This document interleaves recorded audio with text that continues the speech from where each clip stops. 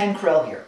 Have you ever worked with somebody that could help you, but you just didn't get along, or have an enemy at work or the golf course or whatever, and, well, you know, they make your life miserable? Well, how would you like to learn how to disable those folks and even turn them into your friends? Well, it's not as far-fetched as it sounds. You know, persuasion expert Robert Cialdini, in his brand new book, Yes, 50 Scientifically Proven Ways to Be Persuasive, which, by the way, you've got to read, it's incredible. He talks about the greatest strategies of Ben Franklin, implemented by Franklin. And, well, Franklin, you may recall, was more than just Poor Richard of the Almanac fame. I mean, he was an incredible diplomat, an inventor. He invented the odometer, bifocals, and, of course, the lightning rod. But he was also a philosopher and a politician. He also was a postmaster in Philadelphia. Well, Cialdini says that it was Franklin's ability to influence that was his most powerful tool of all. See, he was a genius of turning foes into fans. When Franklin was a member of the Pennsylvania legislature, he had challenges, lots of challenges, by, well, one hostile adversary. Here's what Franklin says about not only how he disarmed him, but how he turned him into a friend. It's really cool. And if I can find the spot that I marked in my book, it will be even better, because it has now disappeared. Where is this spot? Go figure. You're on film, and it screws up. And here we go, people.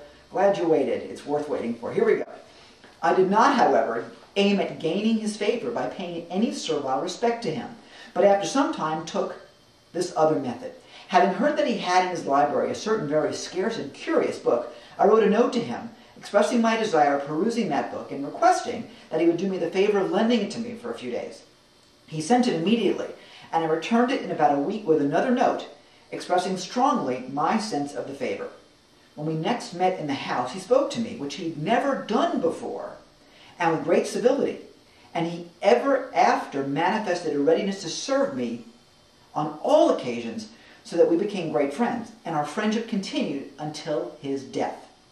This is another instance of the truth of an old maxim I had learned, which says, "He that has once done you a kindness will be do you another than he whom obliged."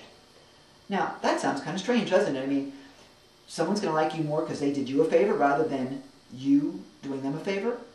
Well, about 100 years later, a couple of researchers actually did a study about that, and they determined that Franklin was 100% correct. Now, why is that? I mean, what's that all about? Cialdini thinks it was this. He thinks that he found that when Franklin's opponent found himself doing a favor for someone he didn't care for, he probably said to himself, why am I going out of my way to help this guy I don't even like? Perhaps Franklin's not so bad after all. Come to think of it, maybe he does have some redeeming features. So how do we apply this to our current lives today in this world? Well, if you've been reluctant to ask a coworker or an adversary for some assistance, maybe you want to put aside the fear or ego or whatever and ask.